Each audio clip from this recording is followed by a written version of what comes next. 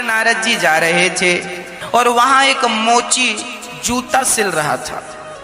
तो नारद जी को देखकर मोची बोला, हे नारद जी, हमें भगवान कब मिलेंगे?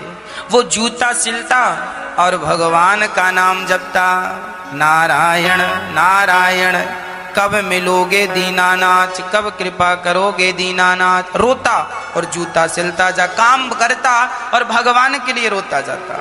नारद जी से कहा कि बताओ नारद जी, आप तो भगवान से मिलते हो, बताओ हमें भगवान का दर्शन कब होगा? नारद जी बोले, अभी मैं जाकर पूछ के आता हूं। नारद जी आगे चले तो जंगल में एक महात्मा जी ध्यान लगाए बैठे थे। उन्होंने भी कहा, महाराज बताओ भगवान कब दर्शन देंगे? नारद जी बोले, एक ही प्रश्न दो लोगों का है, जाकर अभी पूछता हूं। नारद जी गए भगवान के पास और भगवान से कहते हैं, प्रभु दो भक्तों से हम मिलकर आ रहे हैं। अच्छा? नारद जी ने कहा, वो ये चाहते हैं कि आप उन दोनों को दर्शन कब देंगे? तो नारद जी से भगवान ने कहा, जाओ दोनों से कह देना कि पीपल के पेड़ में जितने पत्ते हैं उतने जन्मों के बाद हम दोनों को मिलेंगे। अब नारद जी आए सबसे पहले बाबा जी के पास। महात्मा जी सुनो सुनो।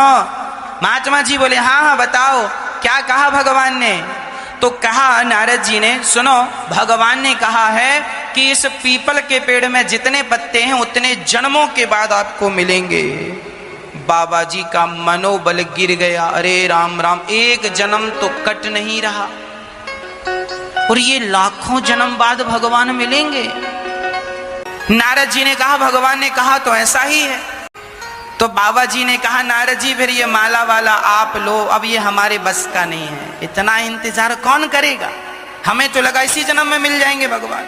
इस सोच से हम आए थे, अपनी दाढ़ी बढ़ा ली है, बाल बाल सब, और जंगल में ही तपस्या करने लगे। पर भगवान कह रहे हैं लाखों जन्म, इतना नहीं होगा। जा रहे हैं अब हम घर। चले गए बाबा जी। अब नारद जी को लगा, हे भगवान, जब इन ज्ञानियों का ये हाल है तो पता नहीं मोची सुन के क्या करेगा। नारद जी गए, मोची ने कहा, बताओ भगवान कब मिलेंगे? तो उस नारद जी ने कहा, इस पीपल के पेड़ में जितने पत्ते हैं इतने जन्मों के बाद भगवान तुम्हें मिलेंगे। ये सुन करके वह मोची पीपल के पेड़ में चढ़ता उतरता और नाचने लगा। नारद जी बोले, क्यों नाच रहा है? भगवान से नारद जी ने कहा, क्यों नाच रहा है? मोची ने कहा, नारद जी, अरे इतने जन्मों के बाद ही सही, कम से कम भगवान को याद तो है कि किसी भक्त को जाकर दर्शन देना है। ये सोचकर वो चढ़ता उतरता और वो चढ़कर उतर रहा था, भाव में डूब गया, प्रेम में डूब गया और उसी क्षण उसका पांव फिसला, पेड़ से नीचे गिरने लगा। तुरंत भगवान ने प्रकट होकर उसने अपनी गोद में भगवान ने थाम लिया। तुरंत भगवान प्रकट हो गए और मोची ने दर्शन किया। नारद जी बोले, हे भगवान, ऐसे में तो हमें कोई कुछ भी कहेगा। आपने अभी कहा था कि हम करोड़ों लाखों जन्म बाद मिलेंगे पीपल के पत्ते में, पीपल में जितने पत्ते उतने जन्मों के, और आप अभी आ गए। आप झूठ बोलते हैं भगवान से, कहा नारद जी ने। नारद जी से भगवान ने कहा, ना, मैं झूठ नहीं बोलता। तो आपने तो कहा था इतने जन्मों बाद मिलूंगा और आप तो अभी मिल गए। तब भगवान ने कहा, नारद जी, इसके भजन की, इसके प्रेम की और इसके समर्पण की जो रफ्तार थी, यदि ये उसी रफ्तार से चलता तो इसे लाखों जन्म लग जाते मुझ तक पहुंचने में। पर इसने जब सुना कि भगवान मिलेंगे, इससे इसने इतने कम समय में इतना प्रेम इसके हृदय में उमड़ा, इतना स्नेह उमड़ा और इतने इसने अपने आप को इस प्रकार समर्पित कर दिया कि मेरे भरोसे पेड़ पर चढ़ने उतरने लगा। तो मुझे इसकी भक्ति की हठता देख करके मुझे इसी जन्म में आकर के से दर्शन देना पड़ा। एक गांव में दो लोग रहते थे। एक पंडित जी थे और एक आदमी। एक पंडित जी के घर में गाय थी और एक पड़ोसी था उनका, उनके यहाँ भैंस थी 4। तो नारद जी को थोड़े से दूध की जरूरत पड़ी। तो नारद जी रामलाल के पास चले गए। रामलाल मतलब जिसके बाद 4 भैंस थी। तो रामलाल के पास गए, ए रामलाल थोड़ा सा दूध दे दे। तो रामलाल ने निकाला डंडा और नारद जी के पीछे दौड़ा, बाबा आ गए दूध मांगने, चलो। अब नारद जी भागे, हे भगवान बड़ा खतरनाक है रामलाल। नारद जी बोले अच्छा पंडित जी के पास गए, पंडित जी राम राम, थोड़ा सा दूध चाहिए, क्या मिलेगा? हाँ हाँ महाराज आओ। नारद जी को बिठाया, उनकी गाय थी, थोड़ा सा दूध देती थी, तो पंडित जी ने गाय लगाई, जितना दूध निकला सब नारद जी को दिया। नारद जी बोले तुम बहुत अच्छे हो। अब नारद जी चले गए। 6 महीने बाद फिर नारद जी को दूध की जरूरत पड़ी, तो नारद जी फिर आए। तो नारद जी ने देखा कि रामलाल के घर में 10 भैंस हैं। पहले कितनी थी? 4, और अब कितनी है? 10। उसका कारोबार बढ़ गया। नारद जी को लगा अब रामलाल जरूर देगा। रामलाल थोड़ा दूध की जरूरत है, दोगे? रामलाल बोला तू वही बाबा है ना? आया, फिर लेके लाठी दौड़ा। नारद जी भागे, हे भगवान ये नहीं सुधरा, पंडित जी के घर तो मिल ही जाएगा। नारद जी पंडित जी के घर गए, पंडित जी राम राम, वो थोड़ा दूध की जरूरत थी। पंडित जी बोले हमारी तो गैया ही मर गई, हमारी तो गैया मर गई। अब नारद जी को गुस्सा आया कि भगवान का नियम बिल्कुल गलत है। क्यों?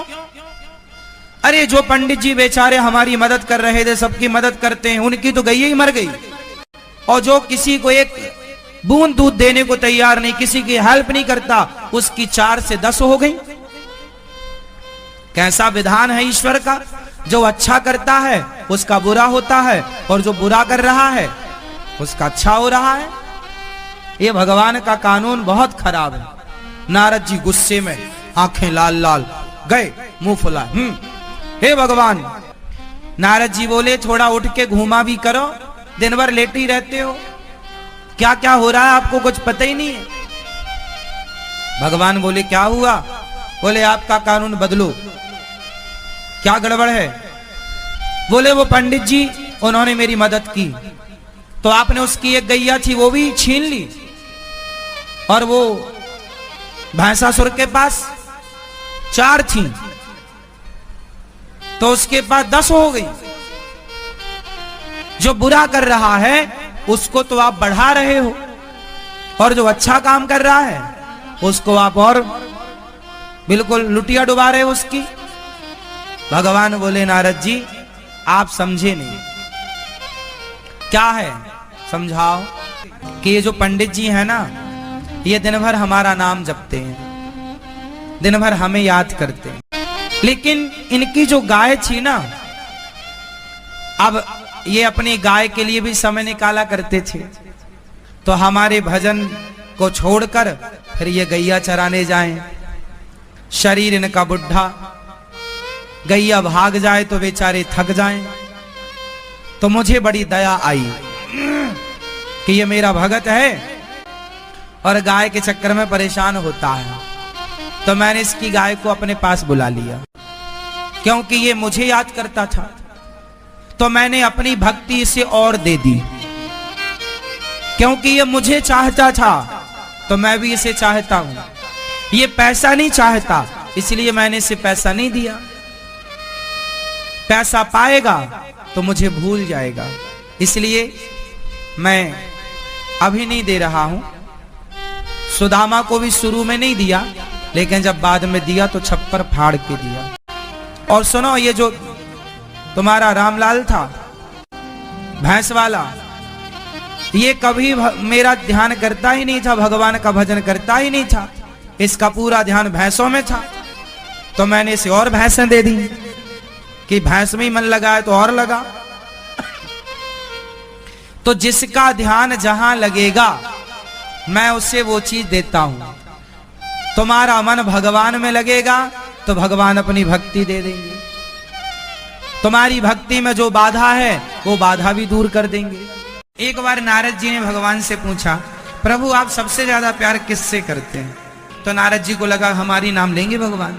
भगवान ने कहा ना, हमारा सबसे बड़ा भक्त वो गांव में एक किसान है जो खेत में हल जोत रहा है, वो मेरा बहुत बड़ा भक्त है। मैं उससे बहुत प्यार करता हूं। नारद जी बोले जाकर मैं भी तो देखूं कि वो कितना बड़ा, क्या मेरे से भी बड़ा भक्त है। अब नारद जी चले तो वो किसान खेत में हल जोत रहा था, बुवाई कर रहा था, बीज बो रहा था गेहूं। तो वो बोता जाए और बैलों को अर्र लगाता जाए। तो वो किसान बोल रहा था अर्र अर्र, और कभी कभी बैलों को गाली भी ठीक से नहीं चलता, दुष्ट कहीं का, अर्र ऐसे बोलता। और फिर बीच बीच में एक बार प्रेम से बोल देता हे श्रीमन नारायण, ऐसा बोलता। फिर वो लग जाता बोने में, डांटने में किसान, है ना। नारद जी देख रहे थे, चुपचाप बोले हे भगवान, ये तो 1 घंटे में 1 बार भगवान का नाम ले रहा है, पर भगवान कह रहे हैं हम इससे ज्यादा प्यार करते हैं। अब दौड़े दौड़े नारद जी गए, हे भगवान, हे प्रभु, मैं दिन भर आपका नाम जपता हूँ, आप मेरा नाम, आप मेरे को पहले नंबर पर नहीं रखे। वो 1 घंटे में 1 बार नाम ले रहा है, आपने उसको पहले नंबर पर रखा है। भगवान बोले वो मुझसे बहुत प्यार करता है और वो मेरा बहुत बड़ा भक्त है। नारद जी बोले बहुत बड़ा भक्त नहीं है, 1 घंटे में 1 नाम लेता है। भगवान बोले लेता है। भगवान ने नारद जी से कहा ये लो कटोरा, इस कटोरे में भरा है घी। भगवान ने 1 कटोरा में घी भर दिया और नारद जी से कहा ये घी भरा है कटोरे में, पूरी पृथ्वी की परिक्रमा लगाकर आओ, पर शर्त है आपका 1 बूंद घी गिरना नहीं चाहिए। अब नारद जी ने घी का कटोरा लिया और चल पड़े। पूरी पृथ्वी की परिक्रमा लगी नारद जी की, अब जितने दिनों में उन्होंने लगाई हो, लगा कर वापस आए। भगवान ने कहा घी गिरा तो नहीं? नारद जी बोले 1 बूंद नहीं गिरा। नारद जी का पूरा ध्यान घी में था, गिर ना जाए, गिर ना जाए, गिर ना जाए, गिर ना जाए, गिर ना जाए। भगवान ने कहा हो गई परिक्रमा, हो गई, कितना गिरा? 1 बूंद नहीं गिरा। भगवान ने कहा इतने दिनों में आपने मेरे को कितनी बार याद किया? नारद जी बोले प्रभु क्षमा करो, हम काम में इतने बिजी हो गए थे कि 1 बार भी आपको याद करना भूल गए। भगवान बोले सुनो, तुम तो फ्री रहते हो तो दिन भर हमारा नाम जपते हो। वो किसान अपनी सारी जिम्मेदारियां पूरी करता हुआ, सारी जिम्मेदारियां निभाता हुआ, काम करता हुआ, वो प्रेम से मुझे याद करता है। उसका 1 नाम ही 1 करोड़ नाम के बराबर है, क्योंकि वो व्यस्त होकर भी मेरे लिए समय निकालता है। तो देखो ये भक्ति है, केवल बैठ के माला जपना ही भक्ति है ऐसा नहीं है। काम करते हुए भगवान का स्मरण बना रहे, भगवान में श्रद्धा बनी रहे, प्रेम बना रहे, ये भक्ति है। राजा था, उस राजा का एक बेटा था। राजा बूढ़ा हो गया, राजा को समय आया कि अब मैं अपने बेटे को राजा बना दूं। एक राजा अपने पुत्र को राजा बनाने का सोच रहा था, पर राजा बड़ा बुद्धिमान था। राजा ने सोचा कि मैं अपने बेटे को यदि राजा बना दिया तो ये राज सत्ता संभाल पाएगा कि नहीं, पहले इसकी परीक्षा कर लूं। तो राजा ने अपने बेटे से कहा जाओ तुम अपनी मेहनत से 2 पैसे कमा कर लाओ। एक राजा अपने बेटे से कहता है जा अपनी मेहनत के 2 पैसे कमा कर ला। बेटा चला और माँ से कहा माँ 2 पैसे दे दो। पिताजी ने कहा कमा कर ला, मैं कह दूंगा कि कमा लाया। तो माँ ने जल्दी से निकालकर 2 पैसे दे दिए। बेटा गया, पिताजी 2 पैसे ये रहे। पिताजी ने उस 2 पैसे को भट्टी पर डाल दिया, ये ले। जब भट्टी पे डाला तो वो रोने लगा। पिताजी ने कहा रोता क्यों है, जा कमा के ला, अपनी कमाई से लाना। बेटा फिर गया तो मामा जी से मांग कर ले आया। पिता ने फिर उसे भट्टी पे डाल दिया। फिर गया तो बुआ जी से मांग के ले आया। अब पिता ने बिल्कुल आदेश कर दिया मेरे रिश्तेदारों में कोई भी इसे पैसे ना दे, और यदि देगा तो मैं भूल जाऊंगा कि वो रिश्तेदारी है, फांसी पर लटकाऊंगा। अब सब डर गए, कोई वो सबसे मांगे माँ पैसे दो, माँ ने मना कर दिया। मामा पैसे दो, मामा ने मना कर दिया। बुआ जी पैसे, सब ने मना कर दिया। अब वो मजबूर बस चला और नगर में काम मांगा, भैया काम दे दो, काम। कहीं काम नहीं मिला।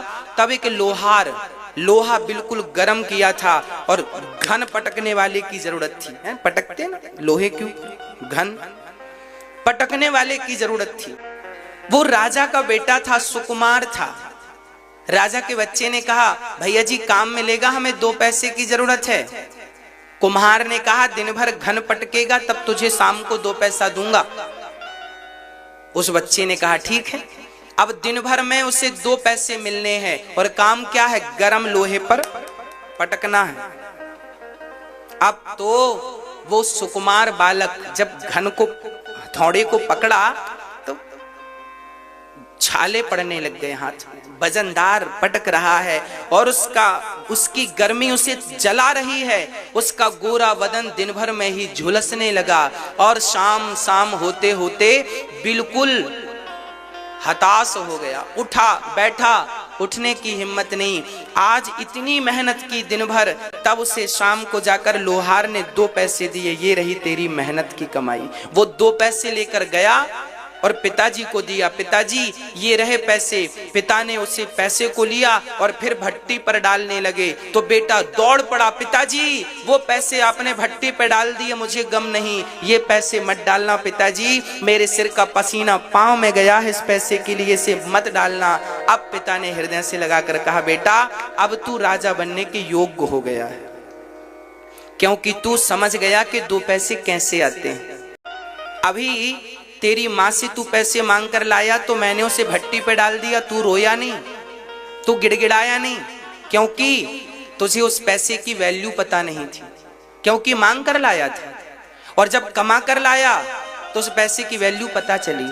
तो मैं आपसे केवल इतनी प्रार्थना करता हूं कि आप कैसे भी करके अपने बच्चों को यह एहसास दिलाइए कि पैसे की वैल्यू क्या होती है। यदि आप ये एहसास दिला पाए तो आप सफल माता पिता हैं, नहीं तो आपके लिए शास्त्रों में एक चीज और लिखी है, माता शत्रु पिता वैरी ये न वालो न पाठिता न शोभते सभा मध्य हंस मध्य वको यथा। वो माता पिता दुश्मन हैं जो अपने बच्चों को संस्कारी नहीं बनाते। माता शत्रु है जो अपने बच्चे को योग्य नहीं बनाती, संस्कारी नहीं अरे पढ़ा लिखा देना बड़ी बात नहीं है, क्या संस्कारी बनाया? स्कूलों में शिक्षा मिलती है मेरी माँ, स्कूलों में संस्कार नहीं मिलते, याद रखिएगा इस बात को। आजकल जितने भी स्कूल हैं, बड़े से बड़े टॉप से टॉप स्कूल, उनमें शिक्षा तो मिलती है, संस्कार नहीं मिलते। संस्कार तो केवल माँ बाप के स्कूल में ही मिल सकती है, माँ बाप और गुरु ही उसे संस्कारी बना सकते हैं। दुनिया की कोई ताकत नहीं है जो आपके बच्चे को संस्कारी बना सके। 3 लोग बना सकते हैं, या तो माता पिता या गुरु। ओनली 3 लोग आपके बच्चों में संस्कार का बीज बो सकते हैं। और यदि तीनों नहीं किए तो फिर जिंदगी बेकार है। तो आज आप निर्णय ले लीजिए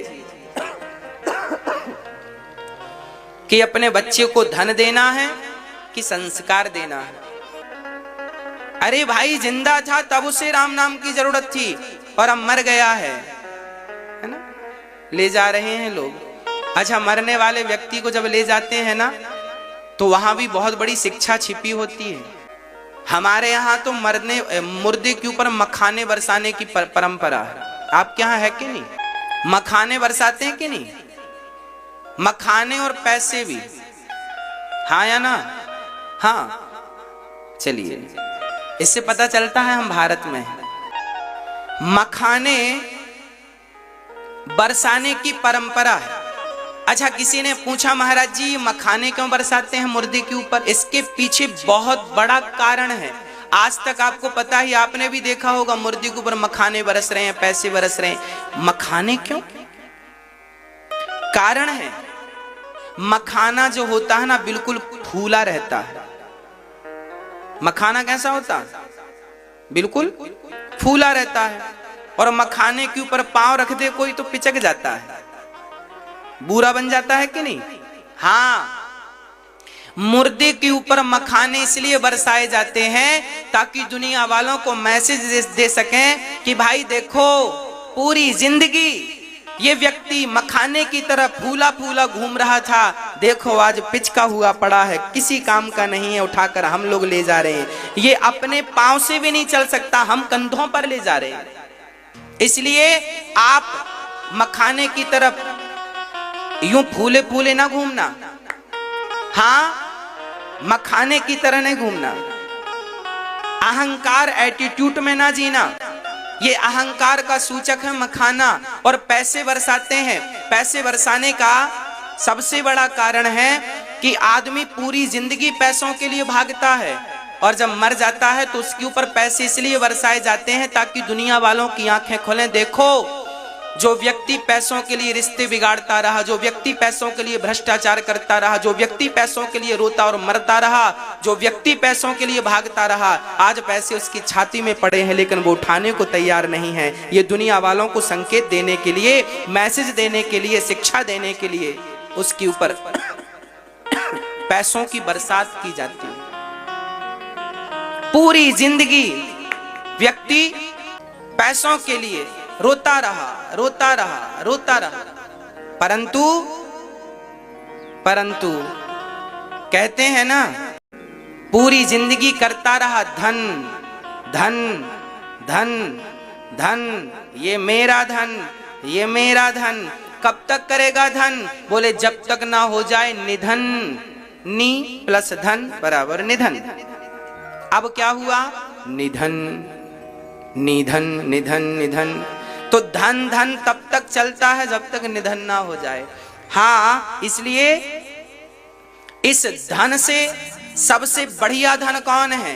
बोले राम नाम का धन पायो जी मैंने, राम रतन धन पायो, पायो जी मैंने, राम रतन धन पायो।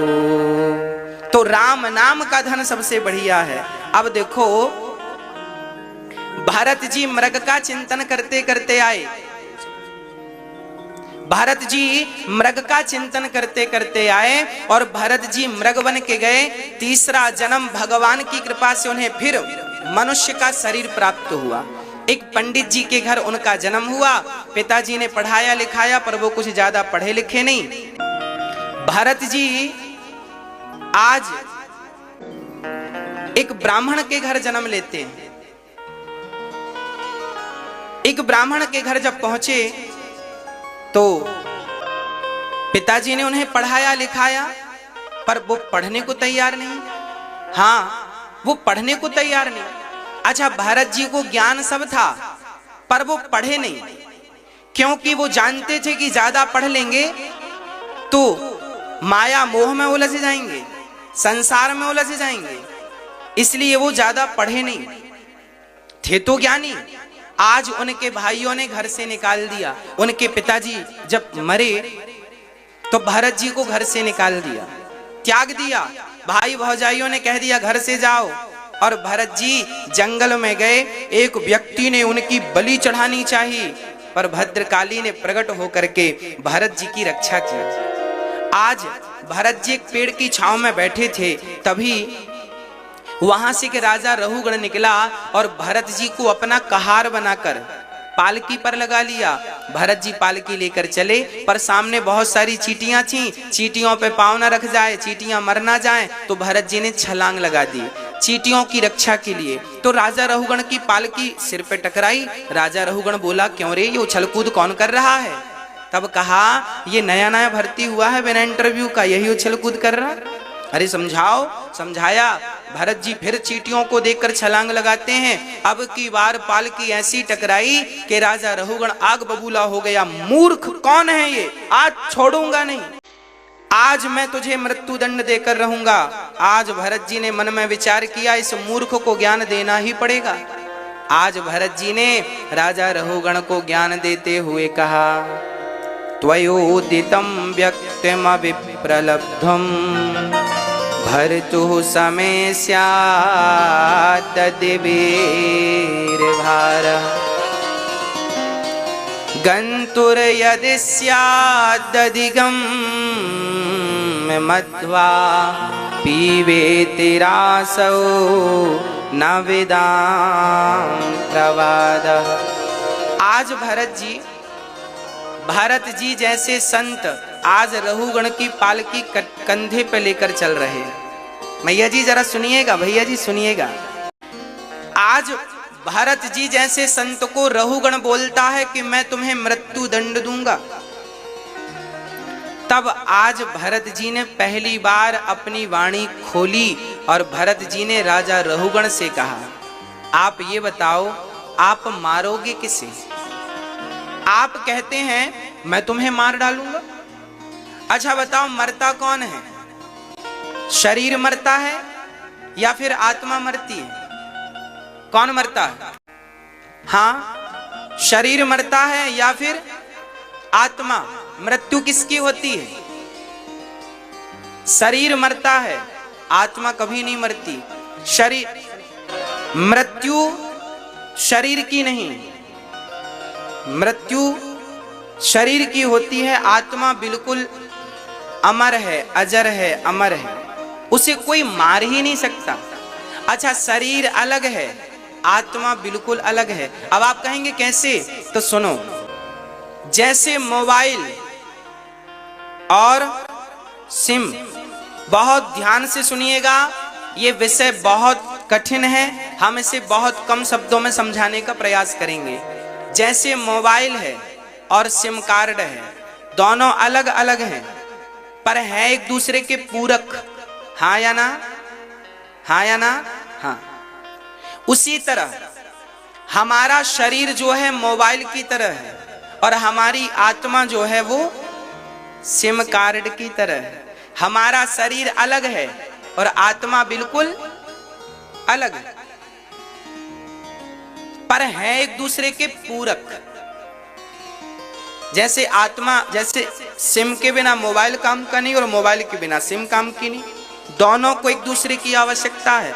शरीर को आत्मा की जरूरत है और आत्मा को शरीर की, पर है अलग अलग सब्जेक्ट। आत्मा अलग है, शरीर अलग है। और आगे समझिए, आत्मा क्या है और शरीर क्या है, इसका भी मैं निरूपण करूं, सुनिएगा। शरीर हमारा कितने चीजों से मिलकर बना है? मैया जी, ओ मेरी माँ, कितने शरीर चीजों से? 5। कौन कौन? पृथ्वी, जल, वायु, अग्नि, आकाश। क्षित जल पावक गगन समीरा, पंच रचित अति अधम शरीरा। हम सबका शरीर 5 चीजों से मिलकर बना है और ये 5 चीजें जब हमें लोग ले जाकर जला देते हैं या जमी पर गाड़ देते हैं तो हमारा ये 5 तत्व जो है ना, ये 5 में ही तो लीन हो जाता है। जब शरीर जलता है तो अग्नि तत्व में मिल जाता है, जल तत्व में, वायु तत्व वायु में, आकाश तत्व आकाश में, पृथ्वी तत्व पृथ्वी में। शरीर 5 से मिलकर बना और 5 में जाकर के वो मिल गया। जैसे घड़ा मिट्टी से बना और घड़ा टूटा तो कहां मिला? घड़ा मिट्टी से बना और घड़ा टूटा तो कहां मिला? मिट्टी में। जैसे मिट्टी से बना हुआ घड़ा मिट्टी में मिल गया, उसी प्रकार शरीर 5 तत्वों से बना, अंत में जाकर ये 5 में मिल गए। ये तो रही शरीर की कहानी, शरीर की जीवन लीला इतनी सी है। 5 से बनता है, 5 में जाकर विलीन हो जाता है। अब बची आत्मा, तो आत्मा जाती है परमात्मा के पास। अब प्रश्न ये खड़ा हुआ कि आपने जो पाप किया है, जो पुण्य किया है, उस पाप और पुण्य का भोक्ता कौन है? फिर हमने जो पाप किया है, पुण्य किया है, वो कौन भोगेगा? कौन भोगता है? स्वर्ग और नरक कौन जाता है? कर्मों का फल कौन भोगता है? आत्मा नहीं भोगती। आत्मा तो अजर है, अमर है। नैनम छिंदंती शस्त्राणी। आत्मा तो हर चीज से परे है। आत्मा तो एक प्रकार। अच्छा चलो मैं आत्मा का भी परिचय करा दूं, तब ये प्रश्न आपका खत्म हो जाएगा। आत्मा क्या है? आत्मा, ये देखिए जो लाइट है ना, लाइट का जो प्रकाश है, ये देखो प्रकाश, इस मंच में जितना प्रकाश है, इस प्रकाश को क्या हम तलवार से काट सकते हैं? क्या आग से जला सकते हैं? जैसे ये मंच का प्रकाश, आपके कमरे में बिजली बल्ब जल रहा है, बल्ब के प्रकाश से पूरा कमरा प्रकाशित है। उस प्रकाश को क्या आप आग से जला सकते हैं? क्या अग्नि से क्या तलवार से काट सकते हैं? क्या जल से गीला कर सकते हैं? अरे प्रकाश को गीला नहीं, आग नहीं, कुछ भी नहीं बिगड़ सकता। उसी प्रकार परमात्मा का ही एक प्रकाश आत्मा है जो हम सबके भीतर काम कर रही है। वह एनर्जी है, वह पावर है। साइंस एनर्जी कहता है आत्मा को, आध्यात्म से आत्मा कहता है, साइंस एनर्जी कहता है। शरीर में वो एनर्जी है परमात्मा की भेजी हुई, उसे आत्मा कहते हैं। आत्मा। अच्छा ये बताओ, ये बिजली जो है ये ठंडी होती है कि गर्म होती है? बोलो। हाँ, क्या होती है मेरी माँ? बिजली ठंडी होती है कि गरम? गरम। पकड़ के देखी आपने? हाँ, अनुमान लगा रहे, आग लग जाती है मतलब गरम होगी। यदि बिजली गरम होती है तो फिर एसी से कमरा ठंडा कैसे हो जाता है? और यदि बिजली ठंडी होती है तो हीटर से कमरा गर्म कैसे हो जाता है? बिजली ना तो ठंडी होती है ना तो गर्म होती है। एसी में जो प्लान होता है वो प्लान कमरे को ठंडा करता है, हीटर में जो प्लान सिस्टम लगा है वो हीटर का सिस्टम कमरे को गर्म करता है। बिजली के उसी बोर्ड में एसी का प्लग लगा दो तो कमरा ठंडा, और हीटर का प्लग लगा दो तो कमरा गर्म। बिजली का काम है केवल पावर देना, वो हीटर को भी पावर देती है और एसी को भी पावर देती है। अब आपको देखना है कि आपको हीटर का प्लग लगाना है कि एसी का प्लग लगाना है। बिजली का काम केवल सप्लाई देना है। उसी प्रकार परमात्मा आत्मा के द्वारा सप्लाई दे रहा है। अब उस सप्लाई से आपका सदुपयोग करना है कि दुरुपयोग करना है, आपको किसी की जिंदगानी बचानी है या किसी का गला काटना है, पाप करना है या पुण्य करना है, मर्जी आपकी। ईश्वर ने पावर दे रखा है, उस पावर का उपयोग क्या करना है वो आप अपने विचार से, बुद्धि से, जो बुद्धि देकर परमात्मा ने स्वतंत्र किया है उससे आपको निर्णय लेना पड़ेगा। आत्मा का काम भी केवल प्रकाश देना है, एनर्जी देना है। उस एनर्जी का उपयोग क्या करना है वो आप जानिए। हाँ या ना? बात समझ में आ रही है मेरी? तो आत्मा का स्वरूप क्या है? आत्मा परमात्मा का स्वरूप है, जैसे लाइट। अच्छा बताओ, सूर्य का स्वरूप क्या है? बोलो, बहुत सरल है। सूर्य का स्वरूप क्या है? हम कैसे जानते हैं कि सूर्य आ गए? हाँ, प्रकाश। दीपक का स्वरूप क्या है? प्रकाश। अरे प्रकाश है तो सूर्य है। सूर्य का स्वरूप है प्रकाश, दीपक का स्वरूप है प्रकाश। उसी प्रकार परमात्मा का स्वरूप है आत्मा। परमात्मा का स्वरूप क्या है मेरी मां? परमात्मा का स्वरूप ही आत्मा है। इसलिए कहा गया है ईश्वर अंश जीव अविनाशी, चेतन अमल सहज सुख राशि। हम सब ईश्वर के अंश हैं, हम सब उसी परमात्मा की संतान हैं जिस परमात्मा ने सखिल ब्रह्मांड को बनाया है। हाँ प्रिय भक्तों, तो मैंने शरीर का आपको बोध कराया, आत्मा का भी बोध कराया। अब मैं आगे इससे आपको ले चलूं, बहुत ध्यान से सावधान होकर के सुनिएगा।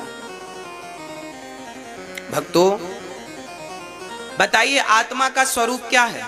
अभी हमने आपको समझाया, उस आधार पर बताइए आत्मा का स्वरूप क्या है? बोलो। आत्मा का स्वरूप है प्रकाश, आत्मा का स्वरूप है एनर्जी, पावर।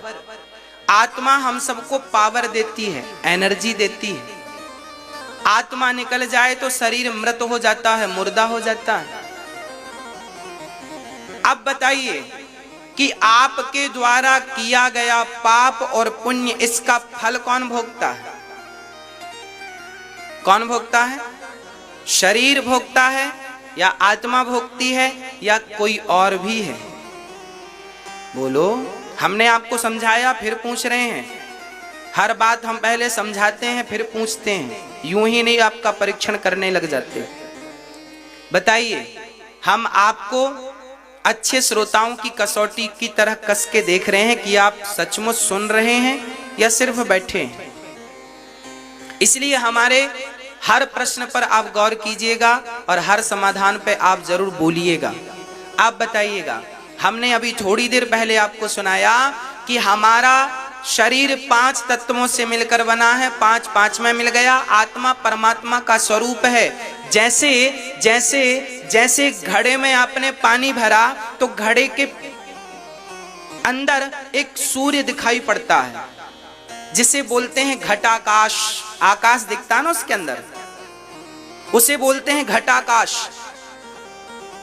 एक घड़े में सूर्य का प्रकाश दिखाई पड़ता है, दो घड़े भर के रख दो तो दोनों में सूर्य का प्रकाश दिखाई पड़ता है। सारे घड़ों में एक सूर्य का प्रतिबिंब दिखता है। तो बताओ सूर्य कितने हैं? सूर्य तो एक ही है ना, पर घड़े बहुत होने से उनके प्रतिबिंब बहुत हो गए। उसी प्रकार परमात्मा एक है, पर शरीर रूपी घड़े बहुत होने से उस परमात्मा की आत्माएं बहुत हो गई, अर्थात उनके स्वरूप को आत्मा कहते हैं। अब आप कहेंगे महाराज जी परमात्मा एक है तो आत्मा इतनी सारी कैसे आ गई? उसी तरह आ गई जैसे एक सूर्य के होते हुए उसका प्रतिबिंब अनेक हो गया। अनेक हो गया कि नहीं? अच्छा चलो ये कठिन है, सरल समझाते हैं। आपके सामने दर्पण रखा जाए तो आपका प्रतिबिंब दर्पण में दिखता है। अच्छा 10 दर्पण रखे जाएं तो कितने दिखेंगे आप? आपके सामने 1000 दर्पण होंगे तो आप कितने दिखेंगे? तो क्या आप 1000 हैं? एक सज्जन ने हमसे प्रश्न किया, महाराज जी आज के 100 साल पहले भारत की आबादी केवल 35 करोड़ थी और आज 135 करोड़ है। जब आत्मा जन्म ही नहीं लेती, आत्मा मरती ही नहीं, तो इतनी सारी आत्माएं आ कहां से रही हैं? चाइना तो नहीं भेज रहा है भाई। जब आज के 100 साल पहले भारत की जनसंख्या केवल 35 करोड़ थी तो आज 135 करोड़ है, तो ये 100 करोड़ आत्माएं आ कहां से गई? जबकि लिखा है आत्मा के बारे में, आत्मा जन्म नहीं लेती, आत्मा कभी मरती नहीं है, तो आई कहां से? मेरे भाई इसी का समाधान दे रहा हूं मैं कि जैसे एक व्यक्ति के सामने 1 लाख दर्पण रखे जाएं तो हम 1 लाख दिखेंगे। 1 करोड़ दर्पण रखे जाएं तो हम 1 करोड़, हम हैं एक ही, पर हमारे प्रतिबिंब 1 करोड़ हो गए। हमारे प्रतिबिंब कितने हो गए? हम हैं बिंब, और हमारे द्वारा दर्पण में जो दिख रहा है उसे कहते हैं प्रतिबिंब। एक होता है बिंब, एक होता है प्रतिबिंब। तो परमात्मा एक है बिंब, और हम सब के अंदर जो आत्माएं हैं उसी परमात्मा की परछाई है, उसी परमात्मा की वह प्रतिबिंब है। जैसे हमारा प्रतिबिंब दर्पण में दिखता है, परमात्मा का प्रतिबिंब हम सब के भीतर आत्मा के रूप में है, और वह प्रतिबिंब हट जाता है तो हम मर जाते हैं। लोग कहते हैं मर गया ले जाओ जला दो। जब तक वह प्रतिबिंब था तब तक ही तो क्रिया थी।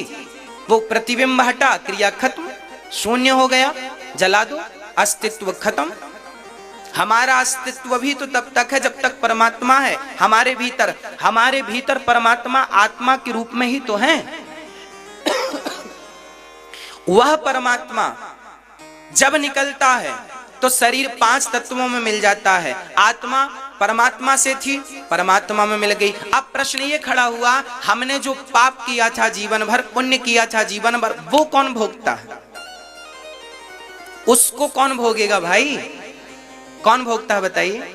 हमारे शरीर में एक चीज और होती है जिसे कहते हैं सूक्ष्म शरीर। आपके कितने शरीर हैं? आपके कितने शरीर हैं? बोलो। हम सबके 2 शरीर होते हैं। एक शरीर होता है स्थूल शरीर, जो ये बैठा है आपके सामने से। कौन सा शरीर बोलते हैं? जोर से बोलो। स्थूल शरीर बोलते हैं। एक शरीर और होता है जो सूक्ष्म शरीर होता, उसे कारण शरीर भी कहते हैं। कोई कारण शरीर को अलग नाम देता है, वो तीसरा मानते हैं, पर ना कारण शरीर या सूक्ष्म शरीर एक ही है। तो एक शरीर ये है स्थूल, एक शरीर वो है जो सूक्ष्म शरीर है। अच्छा सूक्ष्म शरीर आपने कभी देखा अपना? हाँ या ना? हम दिखाते हैं तुरंत, अब भी दिखा देते हैं आपको। आइए देखते हैं। आपने कभी सपना देखा? सपना देखा? आप जब सपना देख रहे थे उस समय आपका शरीर तो कमरे में था, और आप हरिद्वार गंगा नहा रहे हो सपने में, वृंदावन घूम रहे हो सपने में, काशी घूम रहे हो सपने में। तो आप ये बताओ, आपका शरीर तो कमरे में था, दरवाजे बंद थे, खिड़कियां बंद थी, और आप हरिद्वार चले गए। सपने में, और आप सवेरे कह भी रहे हैं आज हमने फलाने को सपने में देखा और गंगा जी नहाए और डुबकियां लगाई। तो अब बताओ, एक शरीर कमरे में था, एक गंगा जी नहा रहा था, दो शरीर हो गए कि नहीं? ये आपके साथ होता है।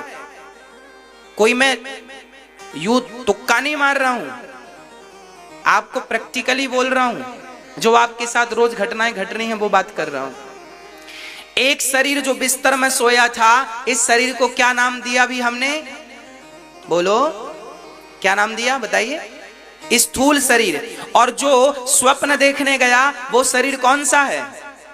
वो सूक्ष्म शरीर है। और वही सूक्ष्म शरीर मेरी माँ और मेरे भैया जी याद रखिएगा, जब हम मरते हैं तो हमारा स्थूल शरीर तो मरता है पर हमारा सूक्ष्म शरीर नहीं मरता।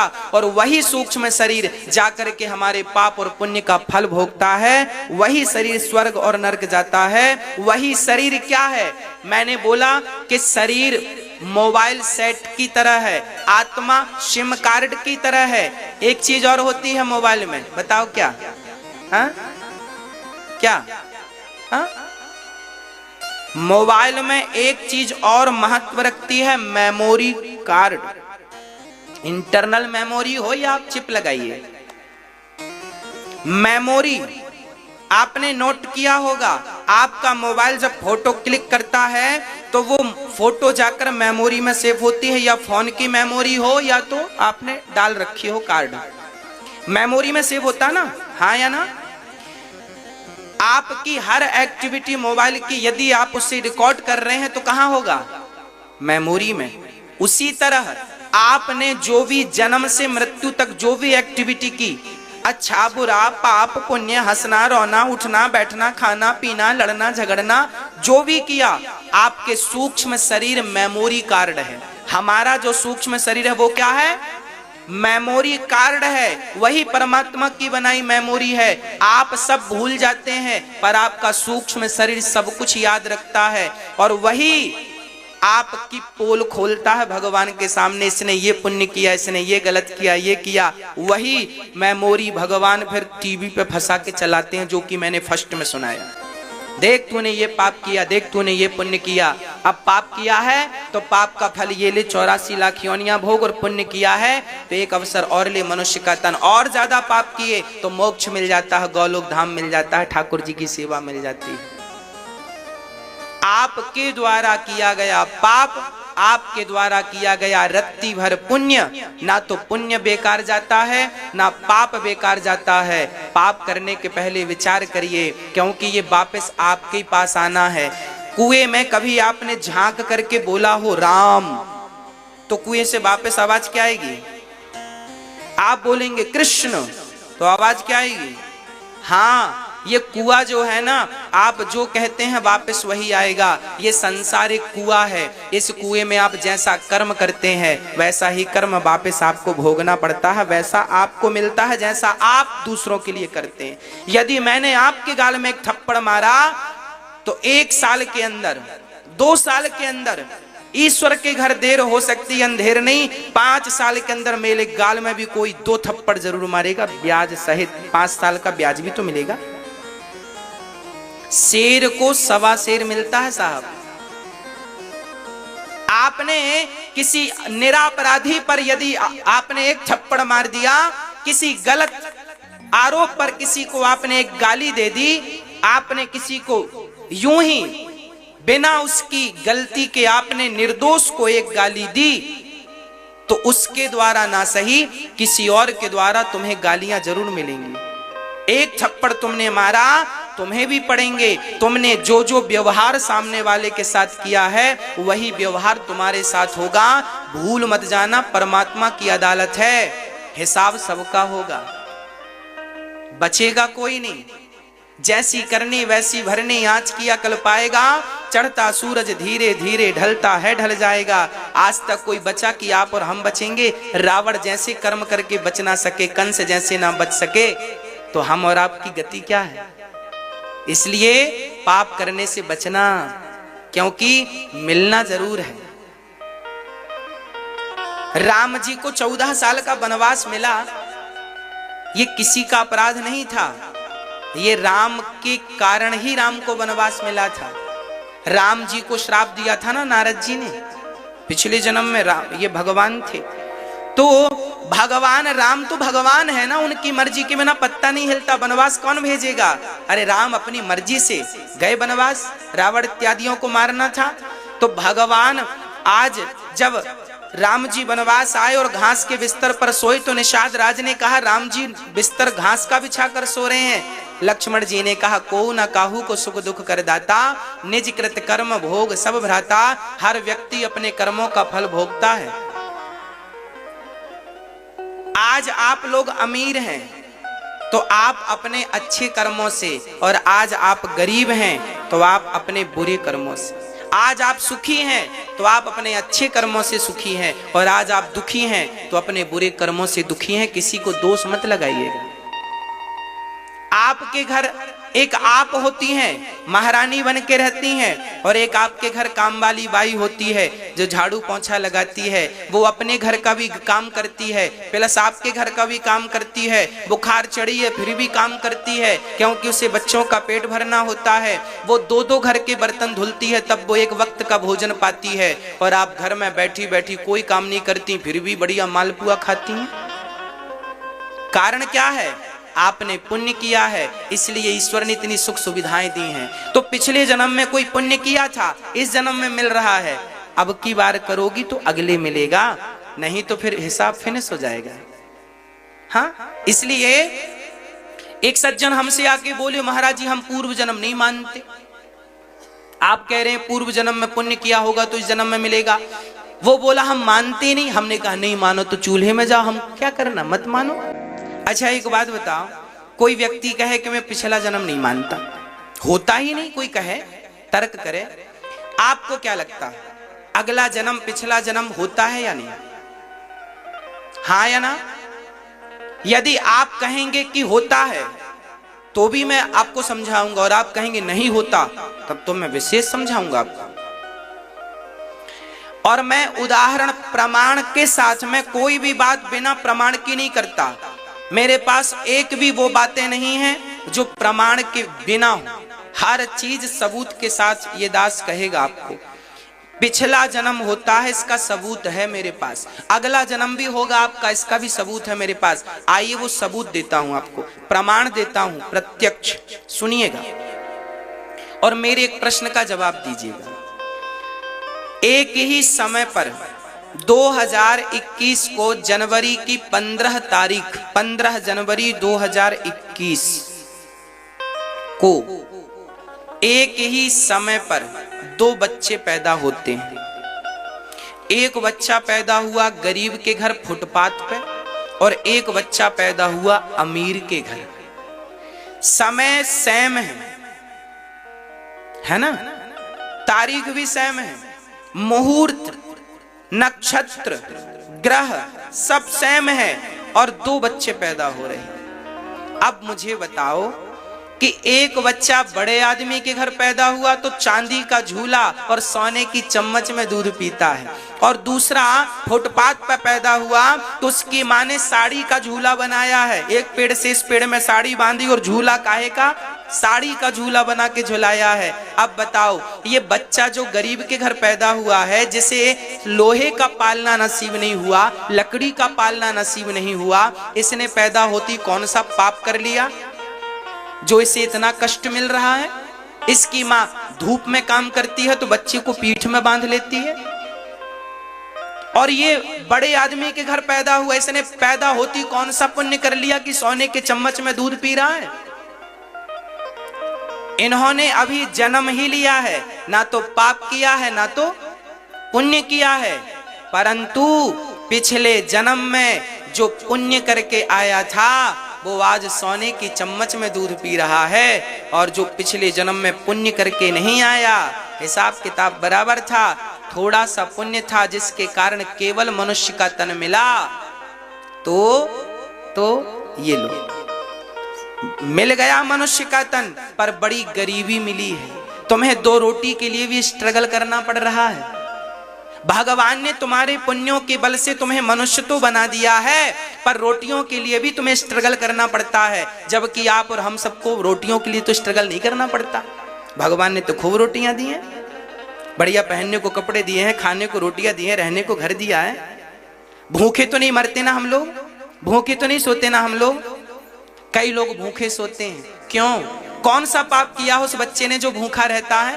उसे तो गाय का भी दूध नहीं मिलता, और ये सोने की चम्मच में दूध पी। इसका तात्पर्य यही है, इसने पूर्व जन्म में पुण्य किया है तो विधाता ने आज सुख समृद्धि से नवाजा है, और इसने पुण्य कम किया है तो देख तेरे कम पुण्य के कारण तेरी ये स्थिति है। परंतु अवसर दिया है, अभी भी तू अच्छा कर्म करेगा तो तू धनवान आगे बन सकता है, और फिर कर्म बिगड़े तो अभी तो मनुष्य भी बना है, अगले जन्म में इसकी गारंटी नहीं है कि तू मनुष्य का चोला भी पाएगा। आज पूज्य श्री अनिरुद्धाचार्य जी महाराज ने हम सभी लोगों को बहुत ही उत्तम एवं शिक्षाप्रद कथा सुनाई है। आशा करता हूं कि इस शिक्षाप्रद कथा से हम सभी लोग कुछ न कुछ शिक्षा अवश्य ग्रहण करेंगे और अपने जीवन को सुखी और सात्विक बनाने का प्रयास करेंगे। मित्रों, अगर आपको यह शिक्षाप्रद कथा पसंद आई हो तो वीडियो को लाइक करें और अधिक से अधिक लोगों को शेयर भी करें, जिससे और भी लोग महाराज जी की इस शिक्षाप्रद कथा से शिक्षा लेकर अपने जीवन को सुखी बना सकें।